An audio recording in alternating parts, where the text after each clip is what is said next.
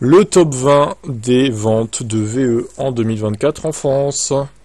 Le modèle Y est resté le modèle électrique le plus vendu en France l'année dernière, aidé par Leasing Social. La Peugeot 208 est deuxième. Alors j'espère que là il y a un tableau.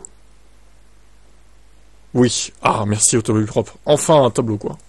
28 576 ventes pour le modèle Y, qui devance de 5000 ventes la Peugeot 208. Donc le modèle Y est en baisse de 23%, la Peugeot 208 augmente de 4%, la Renault Mégane en baisse de 4,7%, troisième. La Fiat 500 juste derrière, mine de rien, elle marche pas si mal, hein, cette Fiat 500 au final. Bon, quand même, les ventes ont chuté de 33%, c'est vrai. Mais elle reste quand même quatrième au final. Modèle 3, oh là, les ventes par contre, la Modèle 3, 52,7% de baisse. La Renault Twingo, qui est grâce au leasing social, a été boostée. Elle est sixième, 33, un tiers des ventes en plus, incroyable. Renault 5, 9973, c'est nouveau. Renault Scénic aussi.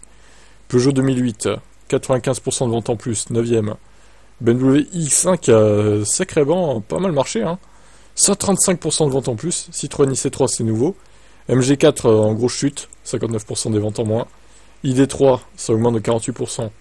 Mais bon, l'ID3, ça reste derrière la MG4 au final, hein. Ce qui est pas terrible, hein. Skoda Enyaq, Opel Corsa, Citroën C4... Les trois modèles que je viens de citer augmentent, la Dacia Spring s'effondre complètement, 17ème, 5000 ventes.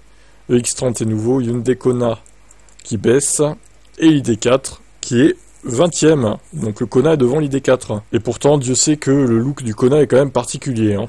L'ID4 est plus consensuel, on va dire. Mais il termine quand même devant, au final. Bref, pas de Kia Niro. Bon, il doit pas être très loin du top 20, je pense qu'il doit être 22, 23ème. C'est dommage, encore une fois, qu'on n'ait pas le détail complet.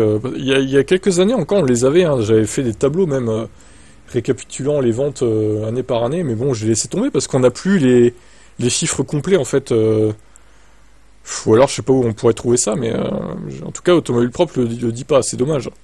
Il y a que le top 20, mais le top 20, c'est pas suffisant, en fait. Il y a tellement de modèles maintenant que il faudrait le top 100, en fait.